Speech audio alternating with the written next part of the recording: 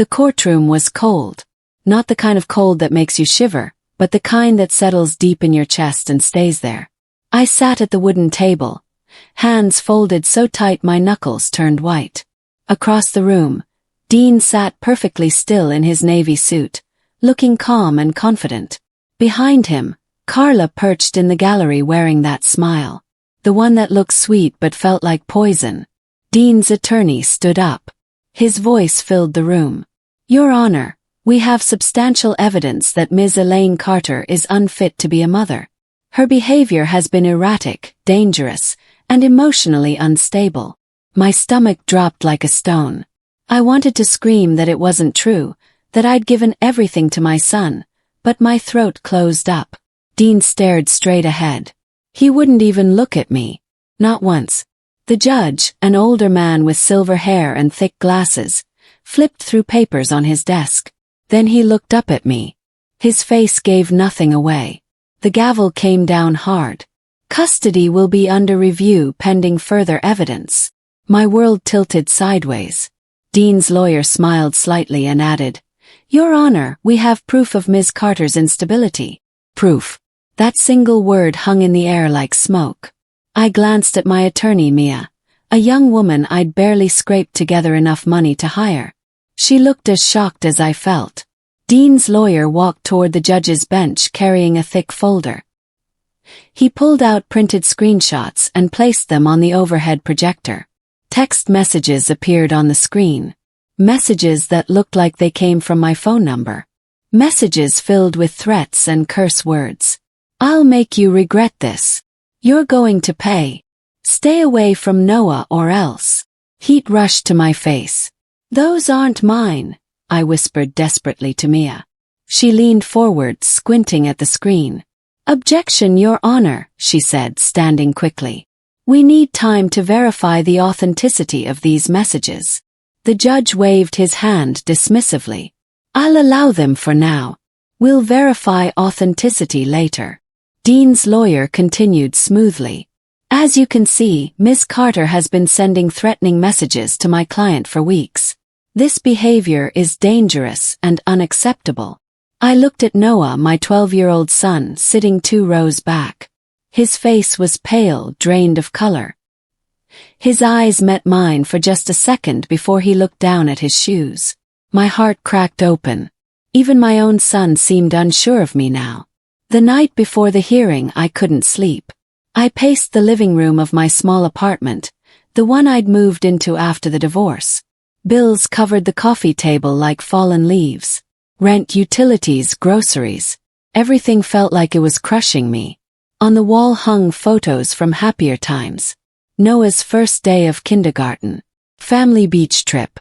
Dean and me smiling like we actually meant it. I dropped onto the couch and closed my eyes, praying for strength I wasn't sure existed anymore. My phone buzzed on the cushion beside me. Text from Noah. Mom, I need to stay at Dad's tonight. Sorry. My chest tightened painfully. He'd been pulling away from me for weeks, ever since Dean filed for custody. I typed back with shaking fingers. It's okay, sweetheart. I love you. He didn't respond. I set the phone down and stared at the ceiling. Then I noticed a voicemail notification. Press play. It was from Noah's phone, but the message was mostly silence. Just background noise. Television. A step. Then faintly I heard it. Carla's voice, distant but clear. Just stick to what we practiced, okay? My blood turned to ice. 2 days after the hearing, I drove to Dean's house to pick up some of Noah's things. It was a large 2-story home in a gated neighborhood. The kind of place I could never afford on my nurse's salary. Dean answered the door with a tight, controlled smile. He's upstairs, he said flatly, stepping aside. I walked past him and climbed the stairs slowly. Noah's new room was at the end of the hall. I knocked softly before entering.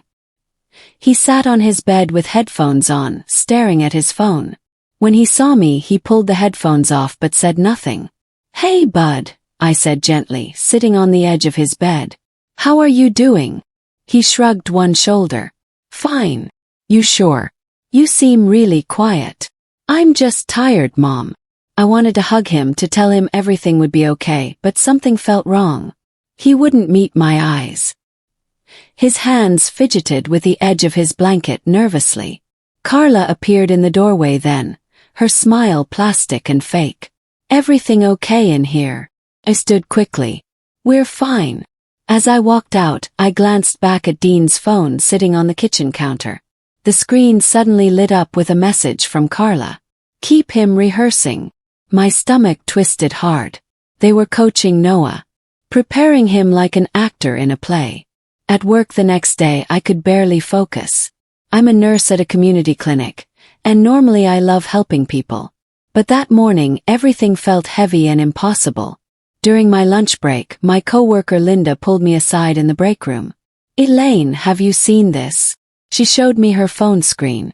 A social media post from Carla's account. The post was vague but pointed, designed to look innocent. Sometimes the hardest thing is watching a child suffer because of a toxic parent. Grateful to be a safe space for him now. The comments underneath flooded with sympathy. You're doing the right thing. That poor boy. Stay strong, Mama. My hands shook as I handed the phone back to Linda. She's talking about me. Linda nodded slowly, her face full of pity. People are starting to believe her, Elaine.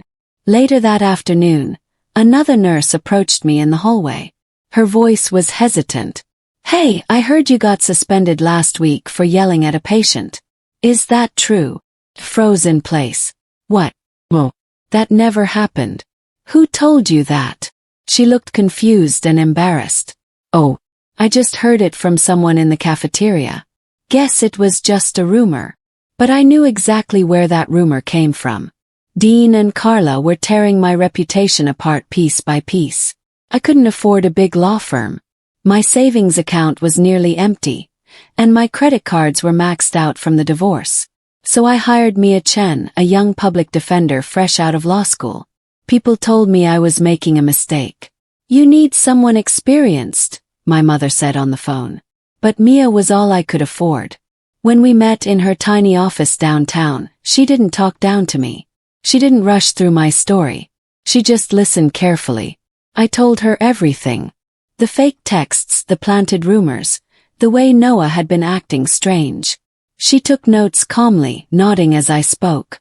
When I finally finished, she looked up at me with steady eyes and said, We'll win this the right way. I wanted desperately to believe her, but doubt ate at me. How? They have fake evidence. They're turning everyone against me. Mia leaned forward across the desk. Then we document everything. Every conversation. Every lie. Every single inconsistency. We build a case so airtight they can't escape it. She handed me a small spiral notebook. Start writing everything down. Dates, times, what was said. If they're lying, they'll slip up eventually. Liars always do. For the first time in weeks, I felt the smallest flicker of hope in my chest. A few days later, Dean showed up at my apartment unannounced. He said he was there to pick up some of Noah's things, but I knew better. He walked through the room slowly, his eyes scanning everything like he was taking inventory. You know, he said casually, you forgot to pick Noah up from soccer practice last Tuesday. I stared at him, confused. No, I didn't. You told me you'd handle pickups that entire week. He shrugged easily. That's not what I remember. And you forgot to refill his inhaler prescription too. My heart started pounding hard. Dean, that's not true. I refilled it on Monday. But his words planted seeds of doubt in my mind. Had I forgotten? Was I losing track of important things? After he left, I sat down with my phone to check my calendar app. But when I opened it, my stomach dropped hard. Every entry from the past month was completely gone. Wiped clean like they never existed. I called Mia immediately, my hands shaking. My calendar's been erased. All my appointments, all my notes about Noah, everything's just gone. There was a pause on the line. Then Mia said quietly, Does Dean know your phone password? I closed my eyes, feeling sick. He used to. Change it right now. And from now on, Keep a paper calendar he can't access or delete. The next court session was worse than the first. Dean's attorney called a surprise witness, a woman I'd never seen before in my life. She introduced herself as Michelle, Carla's cousin. She wore a conservative dress and spoke in a calm, practiced voice. I was at their house one evening last month, Michelle said clearly. Elaine showed up unannounced. She was angry, yelling at Dean. She threw a glass at him. It shattered against the wall right next to his head. My heart pounded so hard I thought it might explode through my ribs. That's not true, I whispered desperately to Mia. Mia squeezed my hand under the table. Stay calm. We'll catch them in their lies. But the damage was already done. The judge looked at me with obvious suspicion now. Michelle's testimony was flawless. No hesitation, no nervousness, no stumbling over words. She lied like she'd been practicing for weeks. At the end of the session, the judge made his announcement. Given the serious concerns raised today, I'm granting temporary custody to Mr. Carter pending further review. I felt like the floor had opened beneath me and I was falling. Mia leaned close and whispered fiercely, "We'll fix this. I promise you." But as I watched Dean and Carla leave the courtroom together, I wasn't sure promises meant anything anymore. When I got home that evening, Noah's room was empty. Completely empty. His posters were gone from the walls. His books missing from the shelves. Even his baseball glove, the one he'd saved up his allowance to buy. Everything. The room felt like a ghost, hollow and silent. I sat on the floor and cried until I couldn't breathe properly. My chest hurt. Everything hurt. Then I noticed something wedged between the bed and the wall. Noah's old iPad, the one he'd stopped using after Dean bought him a fancy new tablet for Christmas. It was half charged and forgotten. I picked it up with trembling hands and turned it on. The screen lit up and my heart stopped completely. Messages. Dozens and dozens of them. Between Noah and Dean. I started scrolling and each message made my hands shake harder. Dean had written, "Remember what we talked about. If the judge asks, say Mom yelled at you." Noah had responded, "But she didn't." Dean replied, "It doesn't matter. Just say it. Trust me, buddy." Another message, dated just a week ago, made tears stream down my face. Dean had typed, "If you don't help us, she'll lose everything anyway. Don't you want to live in the big house with the pool?" I pressed the iPad against my chest and sobbed. I called Mia immediately, not caring that it was almost 9 at night. She answered on the third ring. "Elaine, what's wrong?" "I found something. Can you come over? Please." She arrived within 30 minutes. I handed her the iPad, and she sat on my couch scrolling through the messages in complete silence. Her jaw tightened with each one she read. "This is it," she said finally, looking up at me. "This is proof of manipulation and coaching. Should I send it to the judge right away?" I asked desperately. Mia shook her head firmly. "Not yet. If we tip them off too early, they'll come up with excuses or delete more evidence from other devices. We need to time this perfectly. Let them think they're winning." She looked at me seriously, her dark eyes intense. "Can you hold on a little longer? I know this is torture." I nodded, even though every part of me wanted to run to the courthouse immediately and scream the truth. But Mia was right. Timing was everything in situations like this. Over the next few days, I made copies of every single message. I backed them up on a flash drive, emailed them to myself, and even printed them out. I wasn't taking any chances. Mia started building our case carefully. She contacted experts and gathered witness statements. Piece by piece, we were building something strong. A week later, I was called into HR at work. My supervisor, Patricia, a kind woman who'd always supported me, sat across from me with a folder in her hands. Her expression was troubled. "Elaine, we received a complaint. It's anonymous, but it claims you endangered a patient by administering the wrong medication last Thursday." My stomach dropped like an elevator with cut cables. "That's not true. I've never made that kind of mistake in 5 years." Patricia sighed deeply. I know. I've worked with you since you started here. But I have to investigate all complaints. I could feel the walls closing in on me from every direction. Dean and Carla were attacking everything. My job, my reputation, my son. I almost stood up and quit right there. But Patricia stopped me. Wait. Before you do anything, look at this. She turned her computer monitor toward me. Security footage from the day in question. It showed me following protocol perfectly, double-checking medications, documenting everything properly. This clears you completely, she said firmly. Whoever filed that complaint lied deliberately. I exhaled for what felt like the first time in days. Thank you. Thank you so much. Patricia printed a copy of the footage and handed it to me. Take this. I have a strong feeling you're going to need it for something bigger. A few days later, I ran into Carla at the grocery store. She was in the produce section, picking through apples like she didn't have a care in the world. When she saw me, she smiled that awful fake smile. Elaine, she said sweetly, like we were old friends. How are you holding up? I gripped my shopping cart tightly to keep my hands from shaking. I'm fine, Carla. She stepped closer, lowering her voice.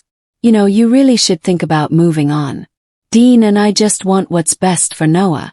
He's safe with us now. I kept my voice steady despite the anger boiling inside me. He's my son, Carla. Of course he is, she said smoothly, but I noticed her hand trembling slightly as she reached for another apple. She wasn't as confident as she was pretending to be. As I walked away toward the checkout, I heard a woman in the next aisle mutter to her friend. That's her? The one who supposedly lied about her ex. I heard the whole thing was made up. The rumors were spreading. People were starting to talk and question the narrative. And not everyone believed Dean and Carla anymore. The cracks were showing. At the next hearing 2 weeks later, Carla presented new evidence to the court. A note supposedly from Noah's therapist, Dr. Langston. The note claimed I showed signs of delusional thinking and emotional instability that could endanger the child. Mia stood up immediately. Your Honor, may I approach and cross-examine this document? The judge nodded, looking curious. Mia walked to the bench and studied the note carefully under the light. Then she held it up for everyone to see. Your Honor, this signature doesn't match Dr. Langston's actual signature on file. In fact, it appears to be digitally copied from another document entirely. Audible gasps filled the courtroom. Carla's face went completely pale. The judge leaned forward, his expression darkening considerably. Is this true? Mia presented a comparison she'd prepared, showing Dr. Langston's real signature next to the forged one. The difference was obvious and damning. The judge set down his gavel carefully. We'll revisit this entire matter at the final hearing in 2 weeks. But I'm putting both parties on notice right now. Any further falsified evidence will result in serious legal consequences. Dean's lawyer shuffled his papers nervously. Carla stared at the floor. For the first time since this nightmare began, they looked genuinely rattled and scared. I was granted a supervised visit with Noah the following Saturday. We met at a public park, with a social worker watching from a bench about 20 feet away. Noah looked exhausted. He sat on the swing but didn't swing, just dragged his feet through the dirt. How's school going? I asked gently, sitting on the swing next to him. Fine. Made any new friends this year? He shrugged without looking at me. We sat in silence for several long minutes. Then he said something that made my heart stop completely. Dad said if I mess this up, we'll lose the house and everything. I turned to face him fully. Mess what up, honey? He looked at me then, and his eyes were filling with tears. The stuff I'm supposed to say about you in court. I knelt down in front of him, taking his hands carefully. Noah, listen to me. You don't have to lie for anyone. Not for your dad, not for Carla, not for anyone in the world. The truth is the only thing that matters. He wiped his eyes with his sleeve. But Dad said if I tell the truth, we'll lose everything and it'll be my fault. I held his hands tighter. Sweetheart, the only thing you'll lose by lying is yourself, your integrity, and I will never, ever let that happen to you. He nodded slowly, and for the first time in weeks, I saw a small flicker of my real son again. Mia taught me how to legally record conversations in our state.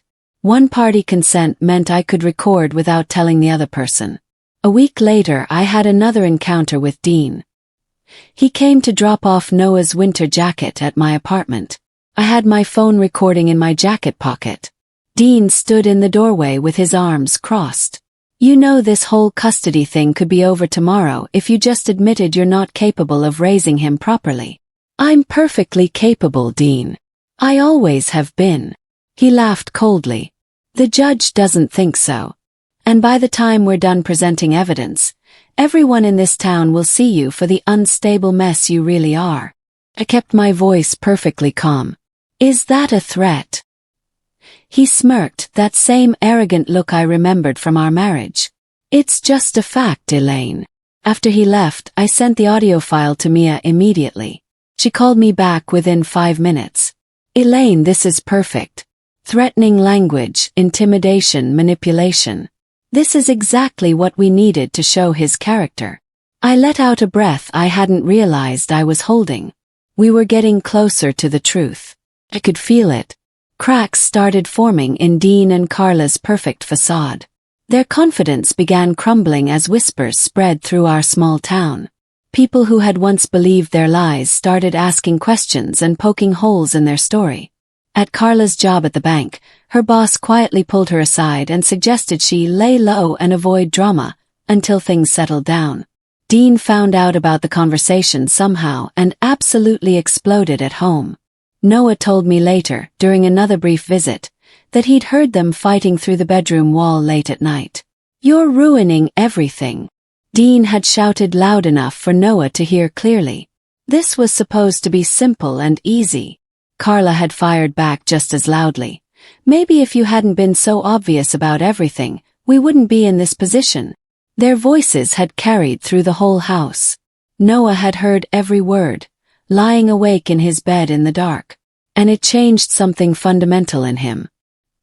He started realizing he wasn't the only one being manipulated and lied to. His father was a liar, and Carla was just as guilty and fake. One night, my phone buzzed with a text from Noah. My heart leaped when I saw his name. Mom, can I please stay with you this weekend? My fingers shook as I typed back immediately. Of course, sweetheart. Always. Anytime. A minute later, another message came through. Screenshot.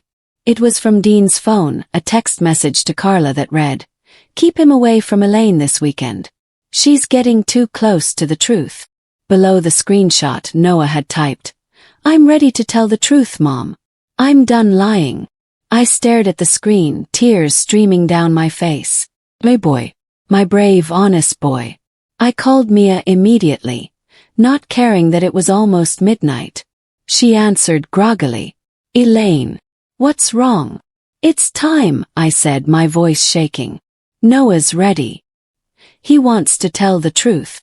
There was a pause, then Mia's voice came back sharp and awake. "Okay, let's finish this thing once and for all." Mia spent the next week organizing everything meticulously. The fake texts, the recordings, the falsified doctor's note, the witnesses who were now retracting their false statements. She laid it all out like pieces of an intricate puzzle, each one fitting perfectly into place.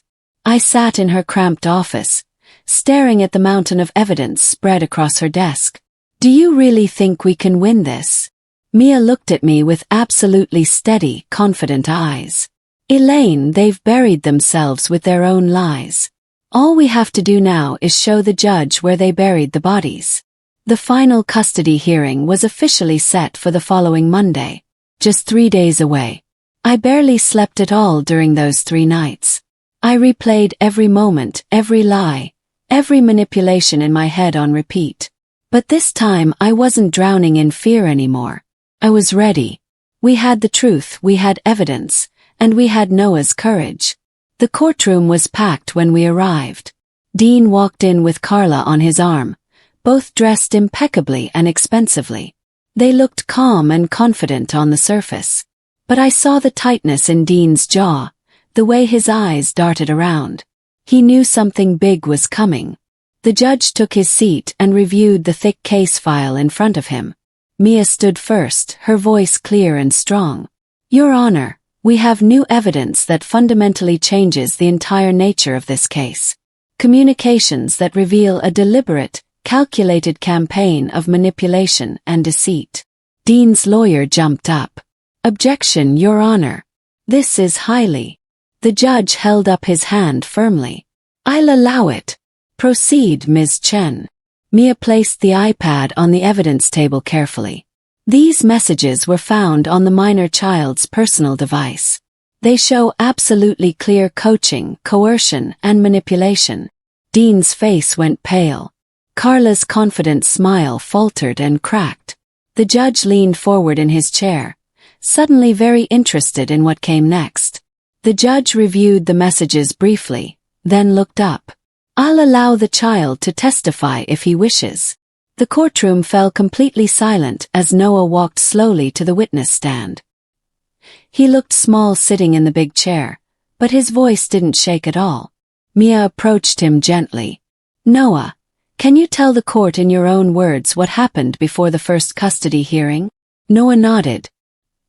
He pulled out printed copies of the text messages and began reading aloud in a steady voice. Dad texted me. Remember what we talked about.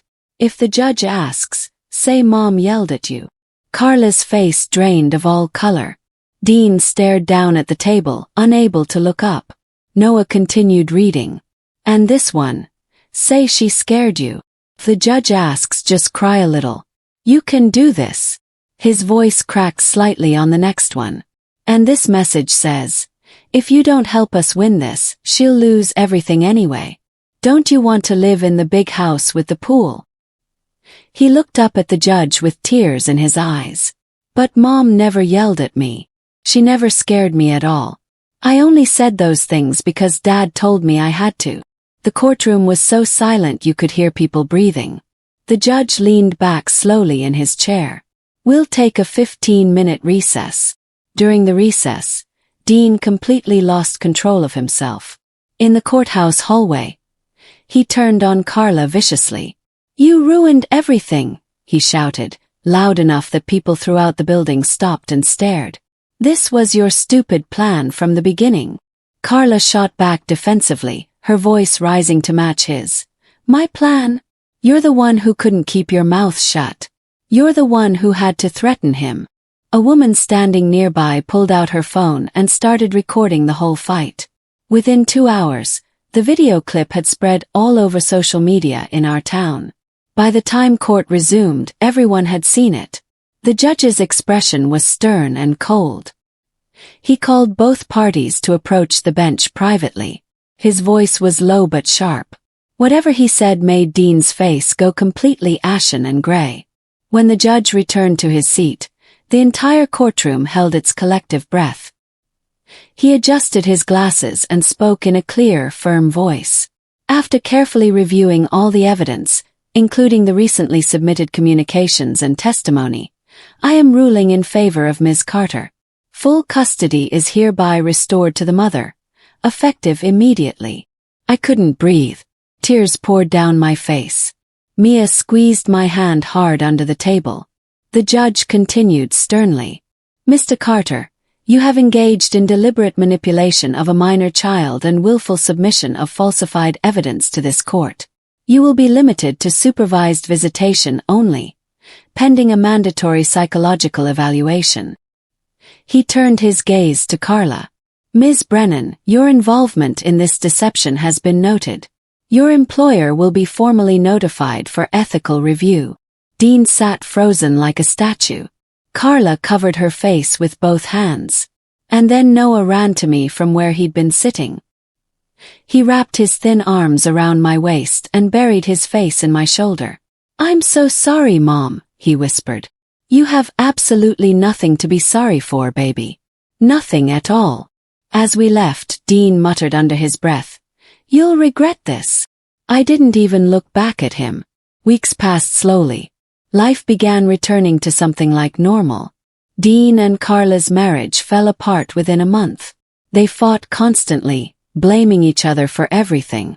Carla lost her job at the bank and moved out of state to live with family. Dean was ordered to pay back child support and could barely keep up with the payments. Noah started smiling again. Really smiling, not the fake smile he'd worn at Dean's house. He slept peacefully in his own room without nightmares waking him up. We had dinner together every single night, talking about school and friends and silly things that didn't matter but meant absolutely everything. One quiet evening, a letter arrived in the mail. I recognized Dean's handwriting immediately on the envelope. My hands trembled as I opened it carefully. The letter was short, just a few sentences on plain paper. Elaine, I'm sorry. You were right about everything. I lost myself trying to win, and I lost what mattered most. I hope someday Noah can forgive me. I folded the letter slowly and set it on the kitchen counter. I didn't feel burning anger anymore. Just a deep sadness for the man Dean had become and profound relief that Noah wouldn't grow up following that same path. A few days later, another envelope arrived. This one was official, with the court's return address. Inside was a notice stating that Dean's final child support payment had been received and processed. His parental rights were under permanent review by the state. I filed the papers away in a folder and closed the drawer firmly. It was truly over. Finally, completely over. Noah walked into the kitchen and saw me standing there. You okay, Mom? I smiled at him, a real smile. Yeah, baby. I'm perfect. On Saturday morning, Noah and I drove out to the lake. The same lake where I'd sat alone months ago, crying and wondering if I'd ever see my son again. This time, we sat together on the old wooden dock, our feet dangling over the calm water. Mom, Noah said quietly, watching the sunlight dance on the water. You never yelled at me. You never gave up on me. Even when everyone said you should. I smiled and pulled him close against my side. That's what moms do, sweetheart. We fight for our kids, even when it's hard. Especially when it's hard. He leaned his head on my shoulder, and we sat there in comfortable silence. The sun was setting, painting the sky in shades of orange and pink and purple. Everything felt calm and steady and right for the first time in so long. I looked at our reflection in the still water below, and for the first time in months, I recognized the woman staring back at me. Strong, whole, free, unbroken. No revenge. No bitterness. No anger left. Just deep, quiet peace. And that, I realized with absolute certainty, was the greatest victory of all.